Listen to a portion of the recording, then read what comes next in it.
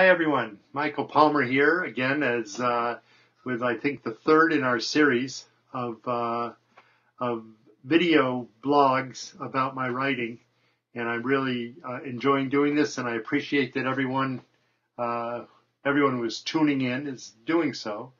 I'll remind you that after each of these blogs, I'll ask a question about the book that I've presented, and submit your question, submit your answers, and the one in the end who has the most answers, I will send a copy of the manuscript of the Corey Prescription, which is my very first book, a book that's been published in about, I think, 5 or 6 foreign languages. I just got word that Turkey has bought the book, but has never been published in English, and I can virtually guarantee you that it never will be published in English.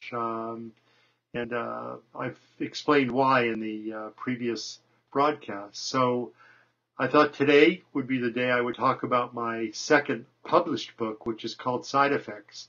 I may miss on the exact year, but Side Effects essentially was published in 1980, I'm going to say 5, and was what I consider to be my most difficult book. Everybody sort of has a book in them. The real problem, if you're going to have a career as a writer, is to have more than one book in you. And so the first book sometimes explodes out of you and is very easy to write, relatively speaking. But the second one, being able to come up with something, especially when you have a huge success for a first book, which is what we had with The Sisterhood. I mean, it was published in 35 languages, and it was on the Times list for 8 or 9 weeks, and it was just came out of no place from a writer who had never published a book before, and I was stuck after the book was over as to what to write about next. I very seldom have an idea for the next book, and I'm always counting on my imagination to figure things out. I don't remember how long it took me to come up with something, but I do remember where it came from. It came from a discussion with one of my cousins who was having a terrible time conceiving a child. And I listened to her talking about it and all the things they had gone through, and the terrible heartache of trying to conceive as a young woman. And I realized that there might be something in this in terms of wanting to have a medical theme. And I began to ask questions. I began to try and answer the questions. And the question that kept recurring over and over again is what if there was a sterility that was induced on purpose for whatever reason, and I get to make up those reasons. So the book was going to be about infertility and sterility in young women, and that's how it began.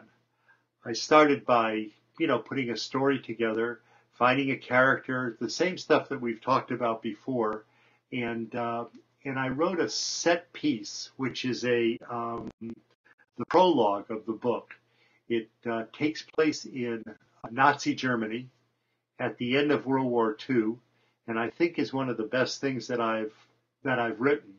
I certainly have gone back and read it, unlike some of the other things I've written. I have read that again, and I really enjoyed it. I thought it was a great story, very longer prologue than usually I'm used to writing.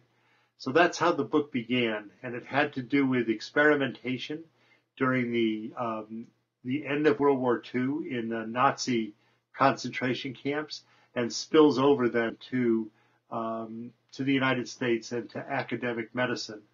And the theme again is about what if something was being done to childbearing age women that would keep them from being able to conceive. It's a horrible thought, terrible problem, but certainly an exciting one to be able to write about. And I did a lot of research to get going with it. So Side Effects was published in around 85, and did very well. It didn't do nearly as well as The Sisterhood, partly because I think people had sort of forgotten who I was.